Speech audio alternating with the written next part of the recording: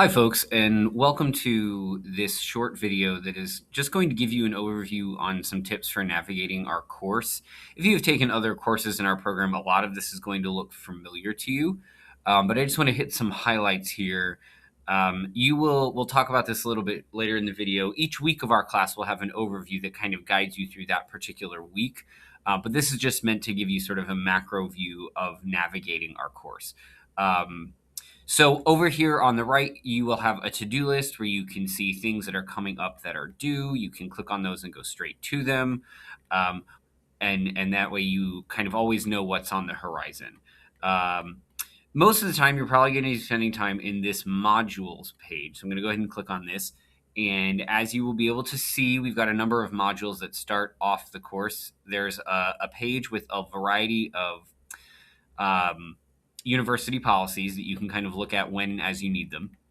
And then the next module is a walkthrough of kind of information about our course, which again, I would suggest just clicking through those relatively quickly, just to get a sense of how our course operates and some details about it. You can also, to get immediate access to the syllabus, you can click here. You can also go over here, same information in two different places for you. There's also a module full of just a variety of pieces of information about the MFA program that is really just there for you when and if it's helpful or you need it, or you have questions about something related to the program and you want to see if you can get it answered right here just for you.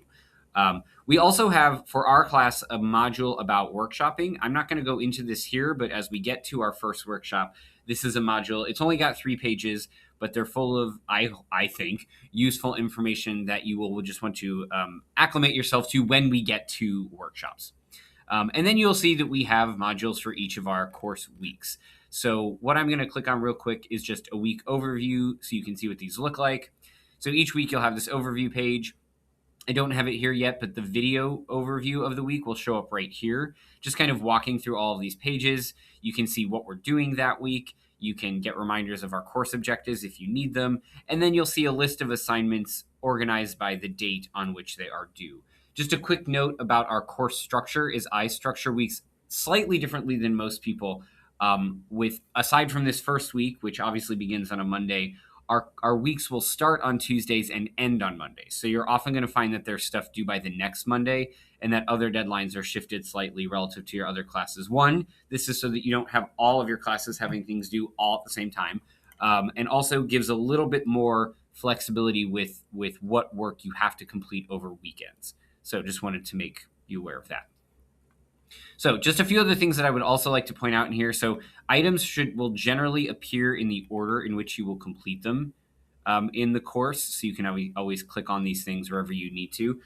One thing you will see is for some of our discussion boards, we'll have these 2 little drop down arrows that will show you, when it is that you need to post to the topic. It says reply, but that's you making a post, and when you'll need to reply to classmates. But you'll also notice that a couple of others don't have that. So this week 2 reading discussion doesn't have that.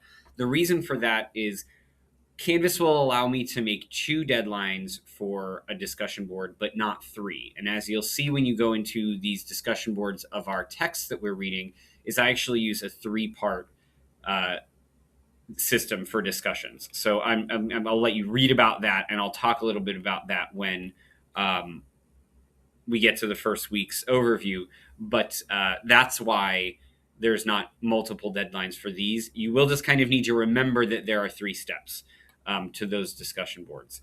But that's why you will see that drop down menu. If it's a discussion that's got 2 deadlines, you will see that. If it's a discussion that has 3, you won't. I know that feels counterintuitive, but that is how that's how things are built.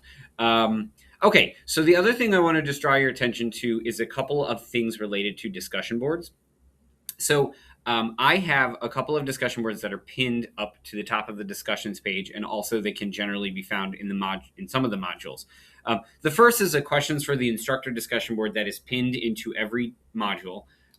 It is the same. It goes to the same discussion board, and this is where you can ask general questions about the course, if anything is confusing to you, et cetera, clarifications. I would, if you have a question about your own status in the class, you need extra time for something, a grade looks funny, obviously email those to me privately. But it would be very helpful for me if when you have a question about where is this thing, or I can't figure out how to submit this, post those there, and also look to see if anybody else has asked about it there, because that way we have this kind of repository of that information. The other discussion board here is called the Lounge, and this is pinned to weeks 1 and 2, and it's really where you'll introduce yourselves to each other rather than having that introduction buried in another discussion board. You'll have the first week to tell us a little bit about yourself, and then you have the second week to say hi to some other folks. And then after I have evaluated that you've completed those things, I never log into that discussion board. So it's really a place where you all can do whatever you want. You can talk about either class related things, non-class related things, if you want to set up other kinds of conversations or meetings or whatever you might want to use it for or not use it for, is entirely up to you. And again, I won't post in or interfere in that discussion board in any other way. And the other discussion board here that I want to draw your attention to is this one that's called Curiosities and Questions. So what I will do over the course of week 1, as your video journals come in, is I will take the questions that you want to get answered in this class, and I will add them to this discussion board. And what I will do over the course of the term is kind of blog style, make sure that I in some way directly address those questions through a post. You are welcome to jump in and participate in this discussion board. It is up to you by adding your own thoughts, additional questions, or you can ignore it. What I've already incorporated in here are questions that students asked in the last time that they took this course. And what I'm going to do before our start date, I'm recording this before I've done this, is import all of the posts that I made in response to those questions into an initial post. Don't worry if your question repeats some of these. You don't need to look at the set of questions and eliminate those as your questions. Feel free to ask, if what you're curious or your question is similar to one of these questions, that's totally fine. And I will make a new post elaborating on or saying something in addition to what those old posts said. But this is just a repository of thoughts and ideas, again, for you to do what you may or may not want to with. Okay, the only other things I just want to mention, again, if for some reason you're not aware of them, is you can check your grades here. You will also get your feedback from me on various assignments in the gradebook. And then this button will lead you to Perusall, which is an annotating tool that we will use in our workshops. And you will get again, I don't want to bog down this video with too many things, but if you are curious to know what that tool is and how it works, you can find that information in this page.